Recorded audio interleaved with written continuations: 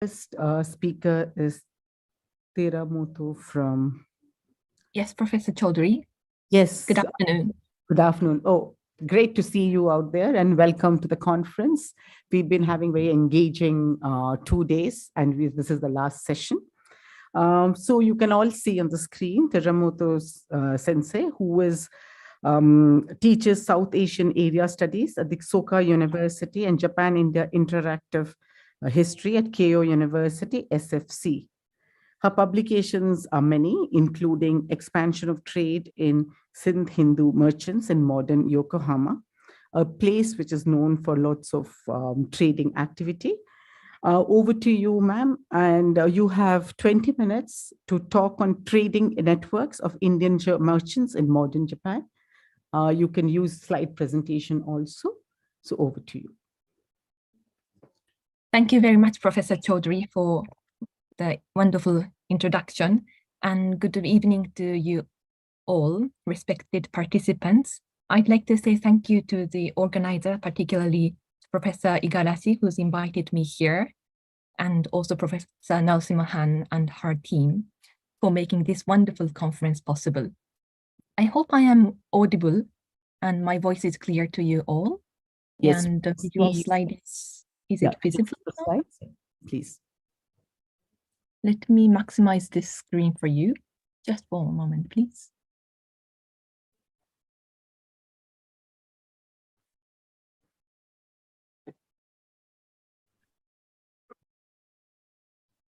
Well, I don't usually maximize, so if this is all right with you all, I will continue sharing the screen like this. Please do. Thank you.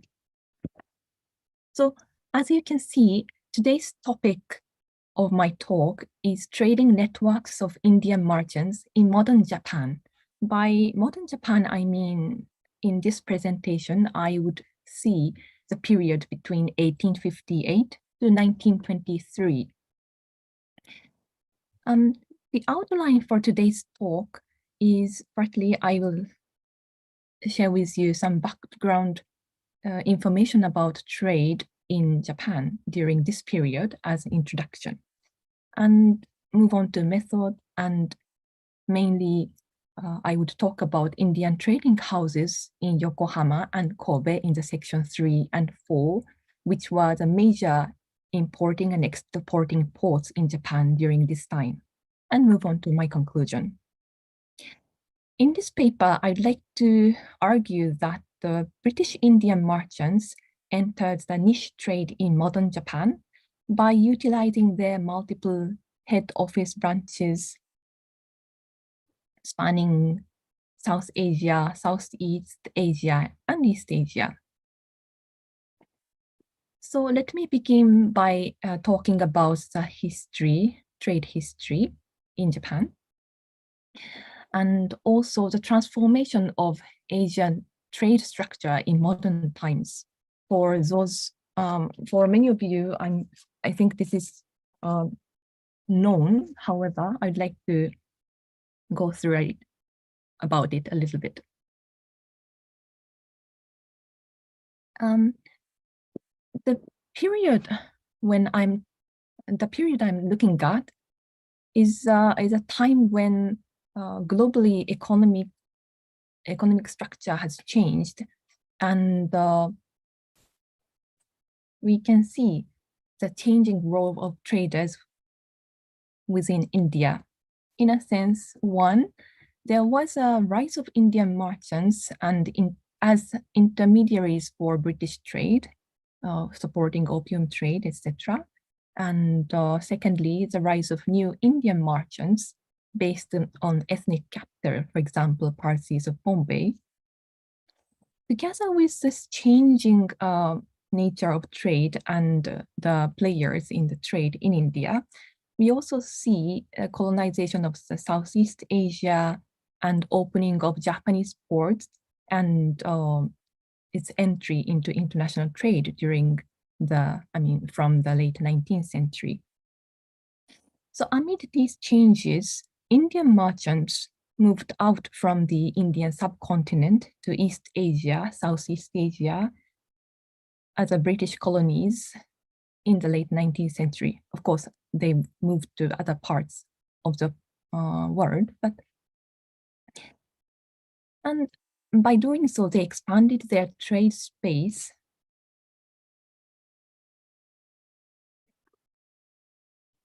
The picture on its right that you see is a picture taken in 1918. This is a street in Yokohama, Yamashita-cho, and this is a scene of Chinese New Year festival. As perhaps you could see, there are Chinese on the horse parading.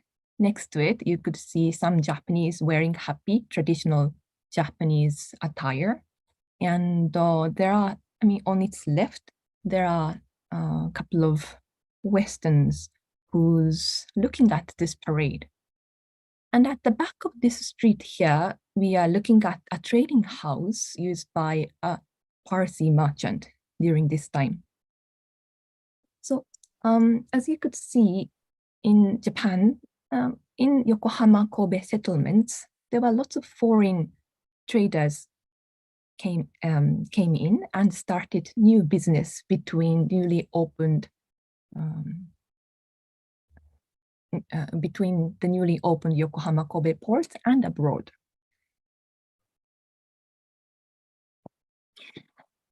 What is known from the previous studies about the trade during this time conducted by Indians? There were many, but for the sake of time, I will just bring up a couple of points. One is that it is often mentioned in the Japanese records that the Indian trading houses, please note that the word is Indian here, Indian trading houses dominated the silk trade to India from Yokohama. And they have dealt with intra-Asian trade using their informal networks. Informal, by this, it is usually meant their ethnic groups network or based on this, or commercial groups. And with regards to Indian traders coming to Japan at this time, what we don't know, there are many. How the Indian trading houses entered the market in Japan, the precise numbers and its commercial community and its transaction, trade details in Yokohama and Kobe, what did they do actually, and what kind of trade networks they had. Also, we don't really know differences between the British trading house and British Indian trading house. Oh, I must clarify that when I say Indian trading house or Indian merchants today, I mean trading house or people, traders, who's worked for a trading house located within the British India. So this talk today excludes those in the Portuguese territory and so on. Coming back to the last point, we don't know many things regarding the Indian traders during this time. There are, of course, reasons that why we could not do much empirical studies. There was the Great Kanto earthquake in 1923, and following World Wars destroyed the historical records almost completely. So we do not see much record, and these records on them were dispersed here and there. Secondly, usually Indian traders were listed as British, since of course they were the British subject during this period, and therefore there was no differentiation made in the public records or statistics, etc. So it has been very difficult to figure out. Yes, we know Indians were there. Yes, we know there has been a contribution, but what kind and what kind of nature it was. So this led me to check the historical records apart from public records. And I have used three different kinds of materials to figure out those points. One is commercial directories. Second, newspapers published during Meiji and Taisho periods. And supplementary, I used interviews to the descendants of the trading family. Let me explain a little more about this.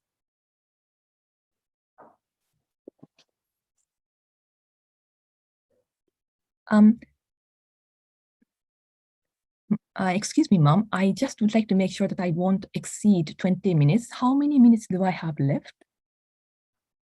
If I may. 13?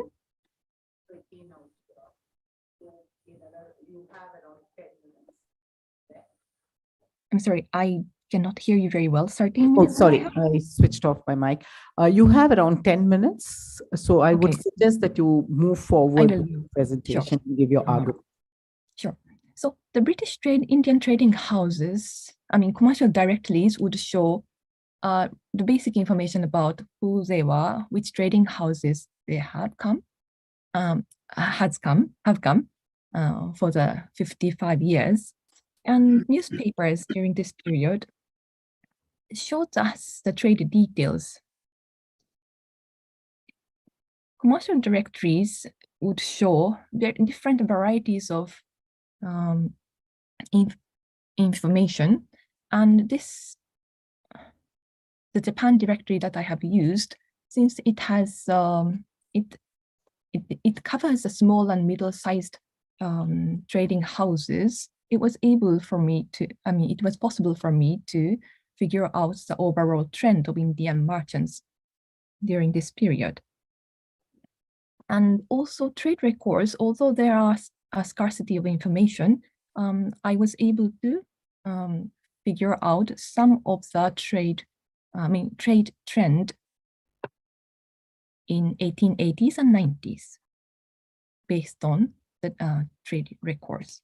So moving on to the trade in Yokohama, I will not read them out loud, all of them, but the Yokohama trade started after its opening in 1858, and it was the largest port for entry for export and imports.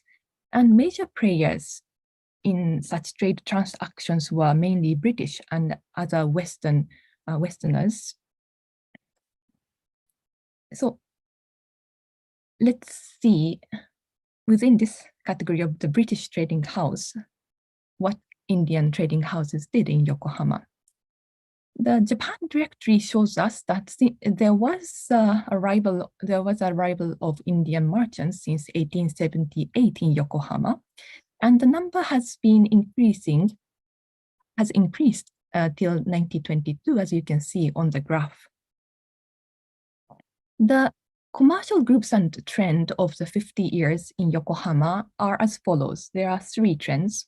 One, in 1870s to 1890s, which had there were the Muslims and the Parsi trading houses, and who were closely related to British trade, and they opened farms in Japan, but soon withdrew from the market.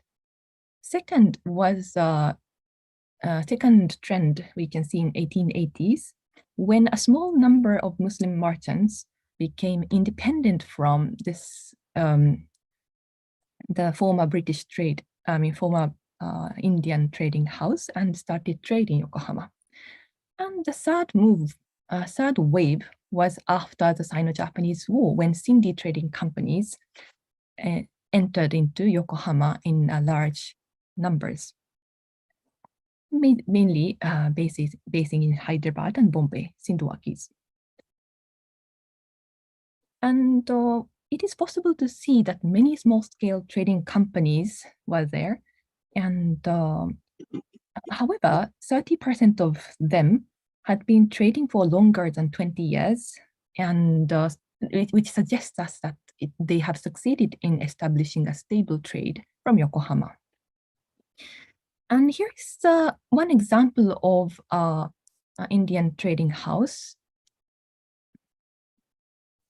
And I apologize for the picture being written in Japanese, but this shows an example of H.H. Joseph, a trading company located in Bombay, opened a branch in Yokohama in 1884, and in 2 years, it created a branch in Singapore, and then in 1893, they have established Kobe branch. And they have traded different kinds of goods in between these places, Yokohama, Bombay, Kobe, Singapore, where they have kept branch and main office, and the major port cities beyond, like Hong Kong, Calcutta, London. But we could see that the branch includes branch is included. There are branches in Asia, East Asia, and Southeast Asia too. As we all know, Asamul, Cindy Merchant, was also had a broad network and had branches not only in Japan, but also in many parts of Southeast Asia. Let me move on. Excuse me that I'm in a rush. Let me move on to the trade in Kobe. It was opened, the port was opened in 1868, and it developed quickly as the port for light industrial goods, led by the initiative of the Meiji government then to manufacture more. So from the raw materials export, Kobe port quickly became the center for semi-finished products exports. Indian trading houses in Kobe, what we can see about it is that, it started coming in. I mean, they started coming into Kobe from about 1984, and it increased during the 1890s and 1890s and 1900. But majorly after the World War I, we can see the increase. And more than 100 trading houses were there with a maximum of 40 in a year. And commercial groups and trend, unlike in Yokohama, we don't see particular community coming into Kobe in particular period of time. There were lots of variations of groups like Parsis, Bohra Muslims, Sindhis, Shurofs, and other people. But we could say that many of them came from Bombay, had main office in Bombay. Could you wrap up in another few minutes, please? Yes, ma'am. And please take a look at the bottom half. And it looks like the reasons for Indians coming to Kobe, there were two. One is to serve the cotton industry related trade, and second, to do the general merchandise trade. And in terms of trade volume, cotton industry trade were more significant, but in terms of the number of trading houses dealing with these two, it is possible to say that lots of trading houses dealt with some general merchandise trade. This map shows you the business network of Indian trading houses in Kobe. You could see that there are lots of branches opened in Southeast and Southeast Asia, together with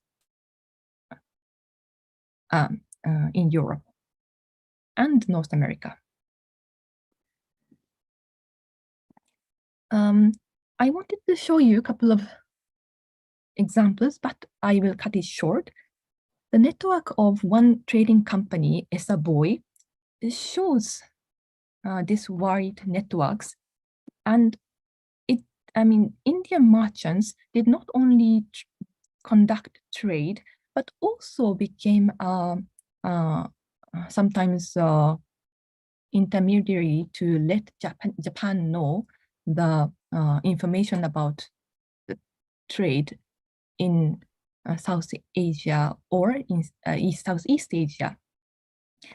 And as a boy, this particular company donated a mosque. Donated to build a mosque in Singapore in 1897. So we could see that they were quite important in contributing to different parts of Asia through trade. Let me conclude. This is a network that this is a business network of Indian trading houses in Yokohama and Kobe. Japanese traders dealt with the area that I'm showing, very narrow area in Honghai, centering Honghai. Chinese did trade centering around Shanghai, excuse me. Whereas Indians traded in places which is shown in both red and blue. So in the late 19th century, the Indian trading houses entered Japan by specializing in the niche industry in the rapidly changing global economy.